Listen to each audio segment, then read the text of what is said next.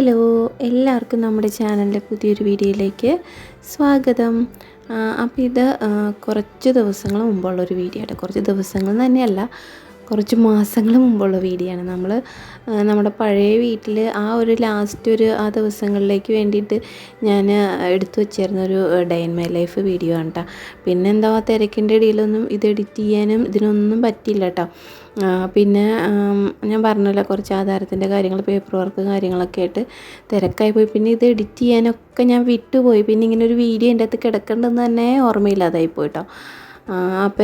ഇപ്പോൾ കുറച്ച് ദിവസങ്ങൾ തന്നെയായിട്ടോ വീഡിയോ ഇട്ടിട്ട്. അപ്പം സ്കൂളില്ലാത്തതുകൊണ്ട് തന്നെ എനിക്ക് അങ്ങോട്ട് ശരിക്കും വീഡിയോ എടുക്കാൻ പറ്റണില്ല കേട്ടോ. കാരണം ഈ കുഞ്ഞുവിന് ഫുട്ബോളിൻ്റെ കോച്ചിങ്ങിന് കൊണ്ടുപോകണമല്ലോ. അത് രാവിലെയാണ്. കാരണം ഭയങ്കര ചൂടും വെയിലാവണേക്കാൾ മുമ്പ് കോച്ചിങ് കഴിയാൻ വേണ്ടിയിട്ട് രാവിലെ തന്നെയാണ്. അപ്പോൾ ചേട്ടനുള്ളപ്പോൾ ചേട്ടൻ കൊണ്ടുപോയി ആക്കും. തിരിച്ച് ഞാനാണ് കേട്ടോ കൊണ്ടുവരുന്നത് എല്ലാ ദിവസവും. അപ്പോൾ ഇല്ലാത്തപ്പോൾ ഞാൻ തന്നെ രാവിലെ കൊണ്ടുപോകണം. അതിൻ്റെ ഇടയിൽ കൂടെ വീഡിയോ എടുക്കാനൊന്നും പറ്റാറില്ല. അപ്പം ഞാൻ ഇടയ്ക്ക് 1-2 ഷോർട്സൊക്കെ ഇടുന്നുണ്ടായിരുന്നു. ഷോർട്സ് ആകുമ്പോൾ നമുക്ക് അധികം എഡിറ്റ് ചെയ്യുന്നതിൻ്റെ അങ്ങനത്തെ വലിയൊരു ഇത് വന്നില്ലല്ലോ. അപ്പം അങ്ങനെ ഞാൻ ഷോർട്സുകൾ കുറച്ച് ഇടുന്നുണ്ടായിരുന്നു കേട്ടോ ഇടയ്ക്കൊക്കെ. ഇപ്പോൾ ഒരു 2 ആഴ്ചയായിട്ട് ഒന്നും ഇട്ടിട്ടില്ല കേട്ടോ. അപ്പം ഇത് ഞാൻ നമ്മുടെ പഴയ വീട്ടിൽ നമ്മൾ വിറ്റ വീട്ടിൽ വെച്ചിട്ട് എടുത്തൊരു ഡേ ഇൻ മൈ ലൈഫാണ് കേട്ടോ. അപ്പോൾ ലാസ്റ്റത്തെ കുറച്ച് ദിവസങ്ങൾ ഒരാഴ്ച മുമ്പുള്ള, നമ്മളിങ്ങോട്ട് പോരണേക്കാൾ ഒരാഴ്ച മുമ്പുള്ളൊരു വീഡിയോ ആണിത്. അപ്പോൾ ഞാനത് ഇങ്ങനെ ഒരു 2-3 വീഡിയോസ് ഞാനിവിടെ എടുത്തു വെച്ചിട്ടുണ്ടായിരുന്നു കേട്ടോ. അങ്ങനെ ഇടാൻ വേണ്ടിയിട്ട് ഇവിടെ വന്നു കഴിയുമ്പോൾ പിന്നെ ഞാൻ പറഞ്ഞല്ലോ, ഇവിടെ വന്നിട്ട് പിന്നെ അടിക്കലും ഒതുക്കലും പെറുക്കലൊക്കെ ആയിട്ട് പിന്നെ അതിൻ്റെ ഇടയിൽ കൂടെ എനിക്ക് വയ്യാണ്ടായിപ്പോയി. അതൊക്കെ ഞാൻ പറഞ്ഞിട്ടുണ്ടായിരുന്നു ഒരു വീഡിയോയിൽ. അപ്പോൾ ആ ചുമയും കാര്യങ്ങളൊക്കെ ആയിട്ട് അപ്പോൾ അങ്ങനെയായിരുന്നു. അതുകൊണ്ട് പിന്നെ ഇത് എഡിറ്റ് ചെയ്യാൻ വിട്ടുപോയതാണ്. ഞാനിപ്പോൾ ഇങ്ങനെ 2 ദിവസം മുമ്പ് ഇങ്ങനെ നോക്കിയപ്പോഴാണ് ഇങ്ങനെ സ്പേസ് ഫുള്ളായിട്ട് കിടക്കണം. അപ്പോൾ ഇങ്ങനെ നോക്കിയപ്പോൾ ഇങ്ങനെ വീഡിയോ ഞാനിങ്ങനെ എഡിറ്റ് ചെയ്യാതെ കിടക്കണുണ്ടു. അപ്പോൾ ഇന്ന് ഇത് തന്നെ ഇടാമെന്ന് ഓർത്തിട്ടാണ് കേട്ടോ പിന്നെ ഇതിങ്ങനെ എഡിറ്റ് ചെയ്ത് ഇടണത്. അപ്പോൾ അവിടുത്തെ ലാസ്റ്റ് ഒരാഴ്ച നമ്മൾ നിന്നിട്ടുള്ള ആ ഒരു ദിവസത്തെ ഒരു ഡേ ഇൻ മൈ ലൈഫാണ് ഇപ്പോൾ ഇന്ന് കാണിക്കുന്നത് കേട്ടോ. അപ്പോൾ ഇന്ന് രാവിലെ ദോശയും സാമ്പാറും ചമ്മന്തിയാണ് കേട്ടോ. അപ്പോൾ ഞാൻ സാമ്പാർ ഉണ്ടാക്കണമൊക്കെ ഒരുപാട് കാണിച്ചിട്ടുണ്ട്. അപ്പോൾ അതുകൊണ്ട് അതൊന്നും കാണിക്കില്ല കേട്ടോ. അപ്പോൾ ഇത് വെളുപ്പിനെ തന്നെയുള്ളതാണ്. കാരണം ചേട്ടന് ചോറ് കൊണ്ടുപോകണം. അപ്പോൾ അതിന് വേണ്ടിയിട്ടുള്ള തത്രപ്പാടാണ് കേട്ടോ വെളുപ്പിനെ ഉള്ളത്. അപ്പോൾ അതേ ജനലിൻ്റെ ഉള്ളിൽ നമുക്കത് ഇരുട്ടാണ്, വെട്ടമൊന്നും വന്നിട്ടില്ല. അപ്പോൾ അതേ അച്ചിങ്ങയാണ് കേട്ടോ. അച്ചിങ്ങ അലത്താൻ പോകണം.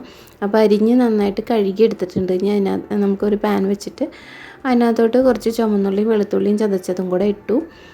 പിന്നെ കറിവേപ്പിലയും കൂടി ഇട്ടിട്ട് പിന്നെ അത് നന്നായിട്ട് മൂത്ത് കഴിയുമ്പോൾ അതിനകത്തോട്ട് നമ്മൾ മഞ്ഞൾപ്പൊടിയും പിന്നെ മുളക് പൊടി, നമ്മുടെ ആവശ്യത്തിനുള്ള എരിവിന് ആവശ്യമായിട്ടുള്ള മുളക് പൊടിയും കൂടിയാണ് കേട്ടോ ഞാൻ ഇട്ട് കൊടുക്കുന്നത്.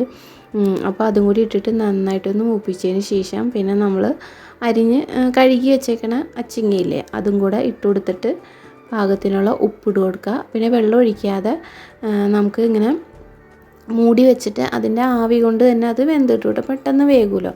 അപ്പോൾ അങ്ങനെ അത് വേവിച്ചെടുക്കണം കേട്ടോ. അപ്പോൾ അങ്ങനെയാണ് ഇടുന്നത്. അപ്പോൾ ഇതിനകത്തോട്ട് നമുക്ക് തേങ്ങാക്കൊത്ത് വേണമെങ്കിൽ ഇടാം, പച്ചച്ചെമ്മീൻ വേണമെങ്കിൽ ഇടാം. അതൊക്കെ വേറൊരു ടേസ്റ്റാണ് കേട്ടോ. അപ്പോൾ ഇപ്പം എൻ്റെ കയ്യിൽ എന്തായാലും അതൊന്നും ഇല്ല. തേങ്ങയുണ്ട്, പിന്നെ കൊത്തിയെടുക്കാനൊന്നും നേരമില്ല. കാരണം എനിക്ക് കറി വെക്കണം, ഇരുമ്പുളി കറി വെക്കണം കേട്ടോ. അപ്പോൾ അതിന് വേണ്ടിയിട്ട് ഇരുമ്പുളി ഞാൻ തലേ ദിവസം പറിച്ചൊക്കെ വെച്ചിട്ടുണ്ടായിരുന്നു. അപ്പോൾ ഇതേ നമ്മുടെ അച്ചിങ്ങ റെഡി ആയിട്ടുണ്ട്, സാമ്പാറും റെഡി ആയിട്ടുണ്ട്. അപ്പോൾ പിന്നെ ഇരുമ്പുളി കറി വെക്കാനായിട്ട് ഇരുമ്പുളി നമ്മൾ വട്ടത്തിലാണ് അരിഞ്ഞെടുക്കണേ. നൈസായിട്ട് വട്ടത്തിൽ അരിഞ്ഞ് അവിടെ വെച്ചിട്ടുണ്ട്.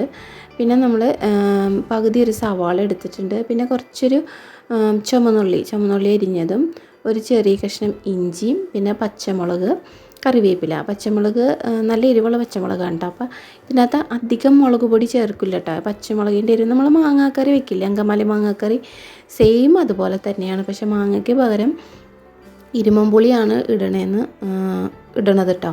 അപ്പോൾ അതേ കുറച്ച് ഉപ്പ് ഇട്ടു, വെളിച്ചെണ്ണ ഒഴിച്ചു, പിന്നെ കുറച്ച് ചൊറുക്കയും കൂടി ഒഴിക്കും കേട്ടോ. അപ്പോൾ ചൊറുക്ക ഇതിനകത്ത് ഒഴിച്ചത് ഇത് വിട്ടു പോയിട്ടുണ്ടെന്ന് തോന്നുന്നു കേട്ടോ കാണിക്കാനായിട്ട്. അപ്പോൾ ഞാൻ ചൊറുക്കയും വെളിച്ചെണ്ണയും ഒഴിച്ചിട്ടുണ്ട് കേട്ടോ.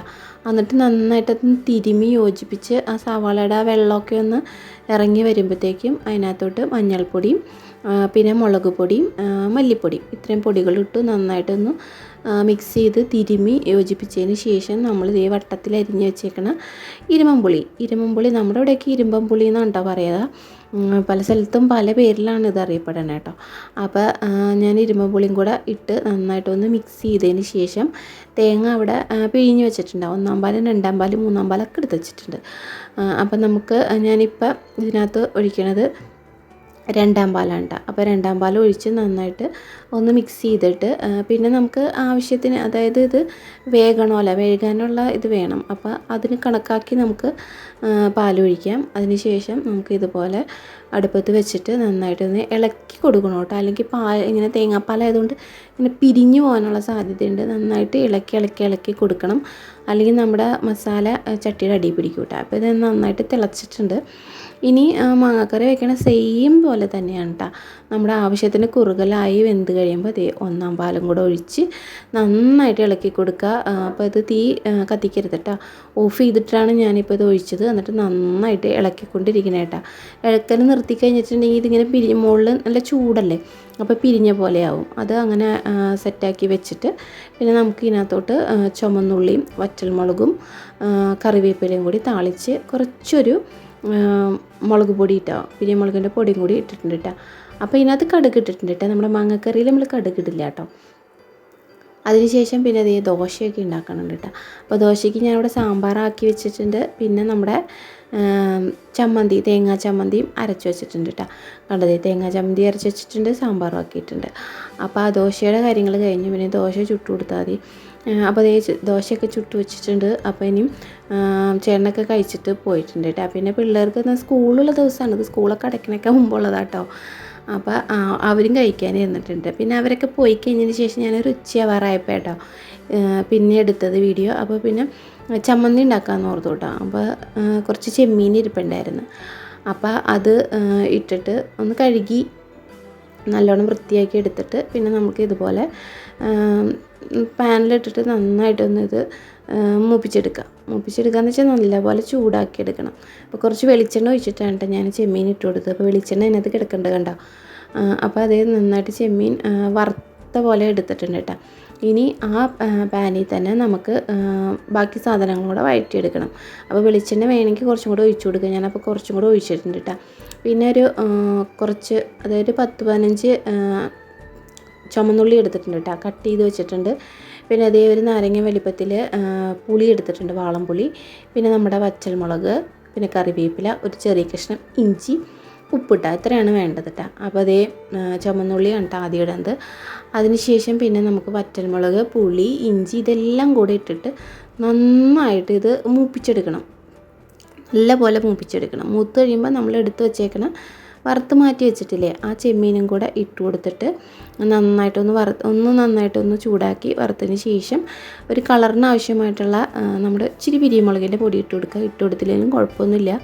അപ്പോൾ ഉപ്പിടണം കേട്ടോ. അപ്പോൾ ഞാൻ ഉപ്പിട്ട് കൊടുത്തിട്ടുണ്ട് ഇതിനകത്ത്. അപ്പോൾ ഉപ്പിട്ട് കൊടുക്കണം. പിന്നെ പുളിയിൽ അധികം ഉപ്പില്ല കേട്ടോ, എൻ്റെ പുളിയിൽ ഉപ്പില്ലാത്ത പുളിയാണ്. അപ്പോൾ അതുകൊണ്ട് ഞാൻ അത്യാവശ്യം കുറച്ച് ഉപ്പും കൂടെ ഇട്ട് കൊടുക്കുന്നുണ്ട്. ഉപ്പുള്ള പുളിയാണെങ്കിൽ നോക്കിയിട്ട് ഇട്ട് കൊടുത്താൽ മതി. അപ്പോൾ ഞാൻ ഈ സമയത്താണ് ഉപ്പിട്ട് കൊടുത്തത്. ഇനി നന്നായിട്ട് ഉള്ളിയൊക്കെ നല്ല പോലെ വാടണം, നല്ല പോലെ മുപ്പിച്ചെടുക്കണം കേട്ടോ. അപ്പോൾ ഇത് വെള്ളം തൊടാണ്ടാണ് നമ്മൾ ചെയ്യണത്, വെള്ളം ഇല്ലാണ്ടൊക്കെയാണ് അരച്ചെടുക്കുന്നത്. അപ്പോൾ ഇത് ഫ്രിഡ്ജിലൊന്നും വെക്കേണ്ട ആവശ്യമില്ല.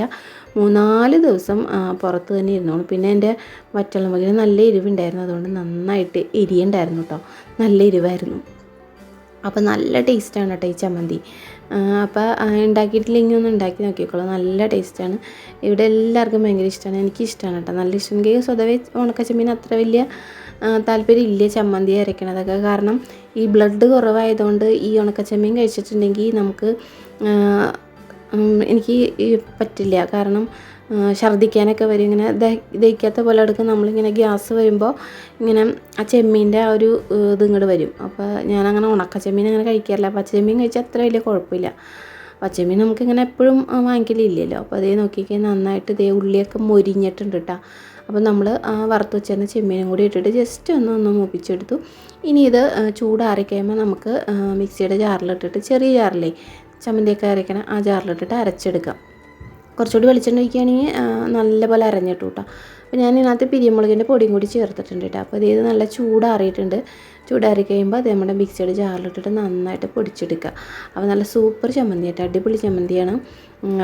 ഇതേപോലെ പുളിയുള്ള കറികളില്ലേ നമ്മൾക്ക്, അത് നോൺ വെജൊന്നും ഇല്ലാത്ത കറികൾ. അപ്പോൾ അതൊക്കെ ഉണ്ടാകുമ്പോൾ ഈ ചമ്മന്തിയൊക്കെ കൂട്ടി കഴിക്കാൻ നല്ല ടേസ്റ്റാണ് കേട്ടോ.